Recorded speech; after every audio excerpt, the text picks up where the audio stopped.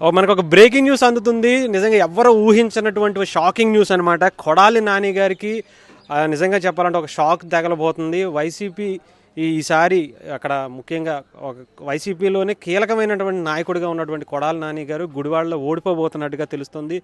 అక్కడ ఉన్నటువంటి టీడీపీ అభ్యర్థి వెనిగళ్ల రాము దాదాపు 13,000కు పైగా ఓట్లతో ఈసారి ఆధిక్యంలో ఉన్నారట. దాదాపు 5వ రౌండ్ కూడా ఇంకా కాలేదు. అయినా కూడా ఇంత మెజారిటీ రావడం పట్ల నిజంగా చెప్పాలంటే ఇది ఒక వైసీపీకి షాకే అనిపిస్తుంది. నిజంగానే చాలా భారీ పతనానికైతే ఈసారి చెవి చూడబోతుంది అనుకోవచ్చు వైసీపీ. ఎందుకంటే ఎవరు ఊహించినటువంటి విధంగా అంటే అసలు ఇప్పటివరకు ఓటమి ఎరుగనటువంటి నాయకుడిగా 4 సార్లు ఈసారి ఆయన ఎమ్మెల్యేగా మినిస్టర్గా చేసినటువంటి కొడాలి నాని గారు కూడా ఈసారి ఓటమి చెవి చూడాల్సి వస్తున్నట్టుగా తెలుస్తుంది. వెనిగళ్ల రాముకి దాదాపు 13,000 ఓట్లకు పైగా మెజారిటీలు ఇప్పుడు ఆధిక్యంలో ఉన్నారంటే దాన్ని బట్టి మనం అర్థం చేసుకోవచ్చు ఇక్కడ ప్రభుత్వం మీద ఎంత వ్యతిరేకత ఉంది.